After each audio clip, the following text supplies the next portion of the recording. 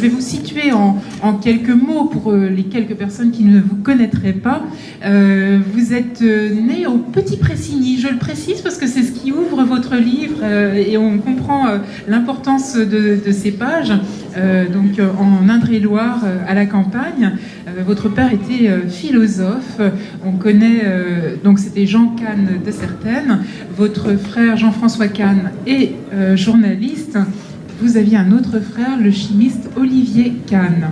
Vous avez suivi des études de médecine, au cours desquelles vous avez opté pour une spécialité en hématologie. Vous êtes donc docteur en médecine, vous avez été directeur de recherche à l'INSERM, vous avez dirigé l'Institut... Et docteur et sciences, quand même. Et docteur et sciences, pardon. Effectivement, ne l'oublions pas. Vous avez été directeur de recherche à l'INSERM, vous avez dirigé l'Institut Cochin avant de présider l'Université Paris-Descartes. Alors ce n'est pas tout à fait ce qui va nous occuper aujourd'hui, même s'il y aura des allers-retours justement avec votre métier de chercheur. Vous tissez des analogies entre votre état de marcheur et votre métier de chercheur. Je ne vais pas rentrer dans tout le détail de votre vie de scientifique, puisque je l'ai dit aujourd'hui, ce qui nous rassemble, c'est votre état, je dirais, de marcheur impénitent, de marcheur amoureux de la nature, qui notamment a marqué les esprits par ces deux diagonales de la France que vous avez tracées à pied, entre Givray dans les Ardennes jusqu'à la frontière espagnole, puis de la Pointe du Raz à la frontière italienne. Voilà. Et aujourd'hui, donc, vous publiez cet ouvrage, Chemin, qui est à la fois... qui est de nouveau une réflexion qui s'approfondit sur la marche, sur ce qu'elle vous a apporté, sur la façon dont elle a accompagné votre vie, dont elle vous est consubstantielle, dont elle vous nourrit aussi, avec, pour commencer, puisque nous aurons le plaisir de poursuivre cette conversation également demain matin, avec ce triptyque qui m'a marqué à la lecture de votre ouvrage. Ce triptyque, à un moment où vous vous interrogez sur le sens que la marche revêt dans votre vie. Et pour vous, ce triptyque se résume à trois termes: la beauté, la liberté, la pensée. Déjà, peut-être nous ouvrir sur ce triptyque-là. Et puis, il y a un fil rouge que je vous ai proposé de tirer et que nous tirerons ensemble, si vous le voulez bien. Oui, je vais très rapidement expliciter ces trois termes que je présente comme certaines des caractéristiques et certains des buts que l'on confère à la marche. La beauté, on l'approche en marchant et tout est tellement plus beau quand on l'a approché en marchant. Tout est tellement plus beau. La liberté du marcheur, surtout du marcheur solitaire, elle est totale. Lorsque, après une vie pleine de responsabilités, j'étais juste auparavant président d'une très importante, une des plus grosses universités du pays, lorsque je suis parti, par exemple, pour faire ce trajet depuis la frontière belge jusqu'à la frontière espagnole et le Pays basque, pensez en chemin, je n'avais plus aucune responsabilité hiérarchique. J'avais refusé tout ce qu'il m'était proposé. Et par conséquent, que je marche, que je m'arrête, que je festoie, que je jeûne, que je fasse quoi que ce soit, personne ne pouvait s'en féliciter et personne ne pouvait en pâtir. Je marchais seul, j'avais le sentiment, j'éprouvais un niveau de liberté que de ma vie, je n'avais jamais éprouvé. Même auparavant dans la marche, c'est ce moment précis où vous êtes délesté. La marche l'offre toujours, mais les autres fois, il n'empêche qu'elle était une parenthèse. Or là, il n'y avait aucune parenthèse. C'était tellement vrai d'ailleurs que j'avais indiqué à toutes les personnes qui me demandaient rendez-vous, qui me demandaient de venir faire une conférence, etc. J'en ai écouté, là je consacre ces mois-ci à marcher, Et après, je ne sais pas ce qui se passera. Pour moi, il n'y avait pas d'après. Tellement je voulais vivre intensément, totalement, complètement dans un présent de beauté et de liberté et de pensée. Puisque j'étais parti cette année-là, depuis cette frontière belge, près de Charleville-Mézières, où a vécu avec de nombreuses fugues l'enfant terrible des Ardennes, Rimbaud. L'homme aux semelles de vent. Voilà, le poète aux semelles de vent, qui disait « Je est un autre ». Je voulais dialoguer avec cet autre qui est « je », avec lequel je n'avais jamais eu l'occasion de tant cheminer et de tant dialoguer, vraiment en tête-à-tête, durant des centaines d'heures. Et ça, évidemment, c'est la pensée. En réalité, pour ce qui est de la pensée, et pour ce qui me concerne, ça reste vrai encore aujourd'hui, je ne sais pas si je suis capable de penser très efficacement quand je ne marche pas. Et donc, c'est un attribut, c'est une activité, c'est une manière d'être qui est totalement indispensable à la pensée, et on y reviendra peut-être demain, ça n'est pas... Je sais que vous voulez focaliser plutôt sur la beauté ce matin, donc simplement un mot, mais la vie est très profondément liée au rythme au pluriel. Les rythmes de la vie en général, la jeunesse, la puberté, la fécondité, la vieillesse, les rythmes de la journée, le jour, la nuit, le sommeil, l'éveil, les rythmes physiologiques multiples, et tout en réalité ce que produit la vie a besoin d'être rythmé. Il y a dans la parole un rythme, il y a dans la musique un rythme, et d'ailleurs celui qui compose de la musique, très souvent pour arriver à enrouler, à ordonner convenablement sa musique, se sert d'un métronome. Eh bien, pour le marcheur, le rythme du pas obstiné, un pas après l'autre et puis recommencer, c'est le métronome autour duquel s'enroule et s'articule la pensée. Et c'est la raison pour laquelle il n'y a pas de circonstance qui soit plus favorable à l'éclosion de la pensée, à la richesse de la pensée que la marche. Le vrai marcheur, celui qui ne conçoit pas de vivre sans marcher. Car si effectivement auparavant j'étais connu pour bien d'autres choses que la marche, pour ce qui me concerne, j'ai marché toute ma vie. Toute ma vie. C'est lié à cette enfance à la campagne. Cette enfance à la campagne dont vous parlez si bien au début. Absolument, à la garde d'une paysanne extrêmement pauvre qui n'avait absolument aucun autre moyen de transport que ses pieds. Et donc, quand elle se rendait à des invitations aux alentours chez ses filles, c'était une nourrice sèche déjà d'un certain âge, mais qui me voit un amour que je lui rendais totalement complet.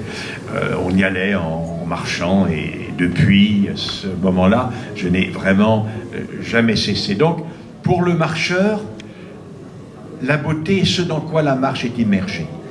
Et je vous l'ai dit, la beauté transcende ce qui nous entoure de différentes manières.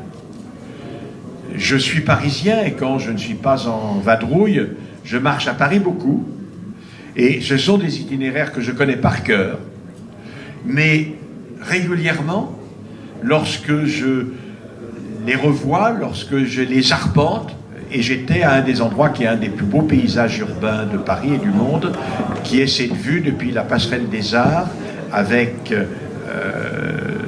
au nord le Louvre, au sud la bibliothèque Mazarin, et à l'est le square du Vert-Galant, le pont Henri IV, l'île de la Cité, la flèche de Notre-Dame quand elle existait encore. C'est un paysage absolument inouï. J'y suis passé des centaines et des centaines de fois. Mais chaque fois, je suis très profondément ému quand je suis là. Et lorsque vraiment, là où vous êtes en banlieue, ou bien vous êtes au milieu des champs de maïs, du chemin de Compostelle, de la Via Podiensis, dans le Gers, dans le Béarn, 80 km dans les champs de maïs sur un terrain sablonneux, tout droit, tout plat, honnêtement, on ne va pas vous raconter que c'est beau, hein. Mais peu importe. Pendant 5 minutes, vous trouvez la beauté à l'épi de maïs. Et puis au bout de 5 minutes, vous avez fait le tour, quoi.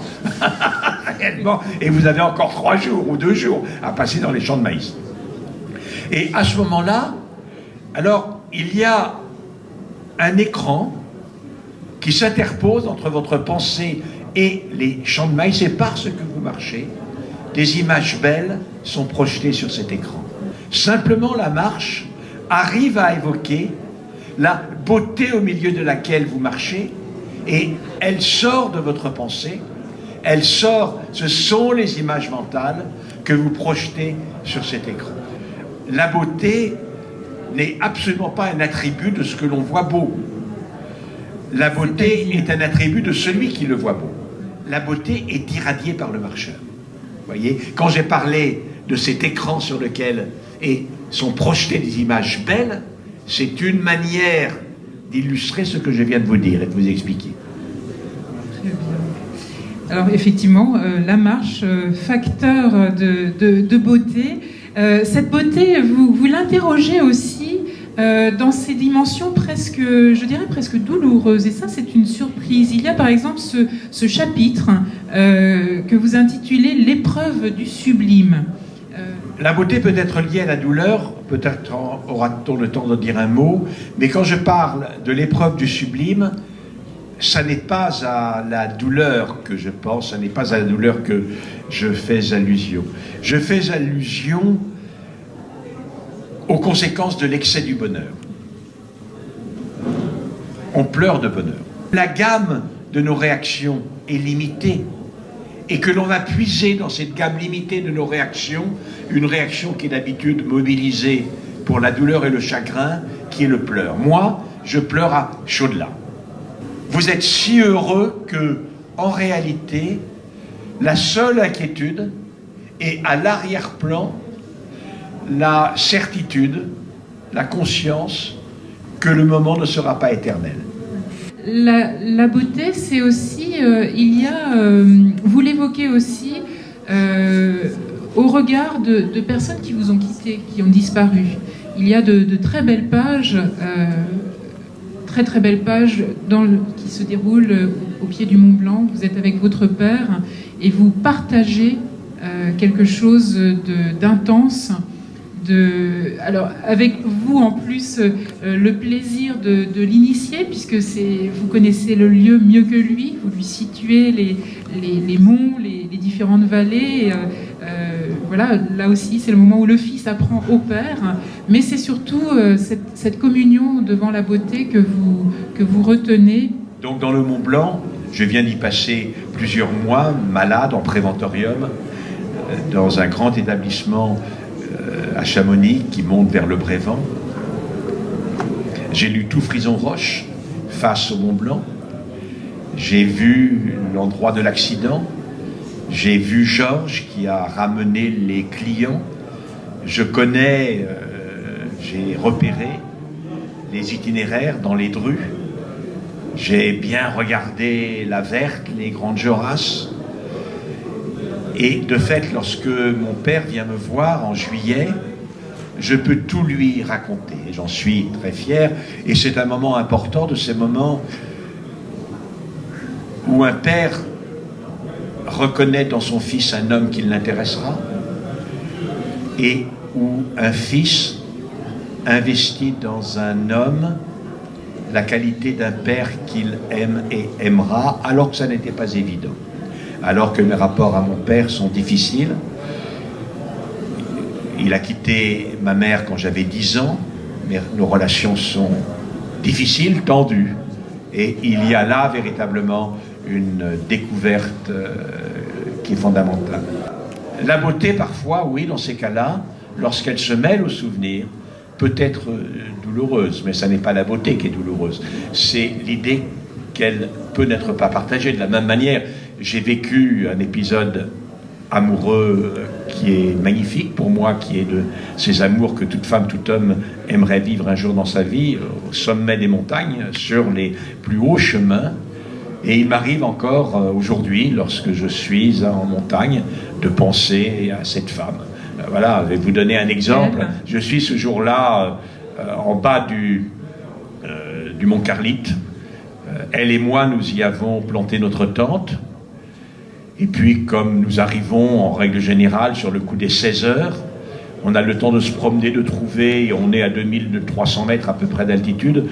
La forêt s'arrête plus bas de toute façon dans les Pyrénées que dans les Alpes, mais il y a des rhododendrons nains, un peu secs, de quoi faire une petite flambée. On en fait également un tas sur lequel, en nous allongeant, nous appuyons nos têtes pour regarder, pas l'ennemi, mais enfin celui qu'il faudra défier le lendemain, le mont Incudine, et un espèce de pain de sucre de 600 mètres comme ça, imposant. Là, la montée est extraordinairement rude. Et on se tient par la main, on regarde cela, on ne parle pas. Enfin, le soir décline, on allume un petit feu, on mange, on rentre sous la tente, on sème. Le lendemain matin, avant que le soleil ne soit levé, à la lampe, on commence l'ascension. C'est dur, c'est rude. Il n'y a pas d'endroit pour s'arrêter. On s'arrête évidemment dans la montée, mais très peu, parce qu'on est, elle aussi, très très très bonne marcheuse. Et puis on arrive là jusqu'au moment où le soleil, de l'autre côté des Pyrénées, arrive à franchir la crête et se met à allumer les uns après les autres les laquais innombrables de ces paysages lacustres en allant vers Font-Romeu. Les uns, curieusement, semblent totalement argentés, les autres sont dorés profondément. D'autres sont bleus, un peu pâles ou marines. C'est lié à la profondeur, c'est lié peut-être, j'imagine, à la végétation, à l'incidence des rayons. C'est absolument inouï. Et je la regarde et je l'aime. Et je me vois dans ses yeux. Et je crois voir qu'elle m'aime. Eh bien là, vous savez, c'est l'épiphanie d'une vie d'homme. On ne peut pas connaître une vie d'homme, et j'imagine une vie de femme, de cette dimension-là. Eh bien, parfois, en montagne, je me rappelle cela, et quand je suis avec quelqu'un d'autre, j'essaye de ne pas pleurer. Et donc c'est aussi la question du partage et du regard conjoint que l'on porte sur la beauté des lieux qui est interrogée. Il y a aussi une réflexion sur une dérive du sentiment amoureux. Tout à fait. Je suis follement amoureux, incroyablement amoureux, follement. Et cet amour est pour moi tellement inouï, tellement incroyable, tellement extraordinaire, certes, la vie ordinaire est une manière de vivre cet amour, mais je ne peux pas lui offrir que cela. Il faut que je lui offre, me semble-t-il, l'extraordinaire.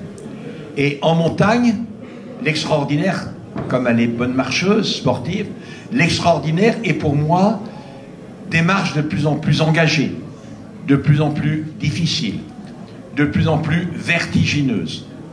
Et pour moi, c'est une manière de dire la force, la démesure de mon amour. Et je projette ce sentiment sur elle. Elle ne partage nullement ce sentiment. Et dans la réalité, elle a le vertige. Elle est des fois totalement épuisée. Et je ne le sens pas. Et je ne le sens pas. Voilà. C'est fort regrettable. C'est-à-dire que ce que l'on doit aimer dans l'autre, c'est l'autre. Ça n'est pas ce que l'on projette de soi sur l'autre.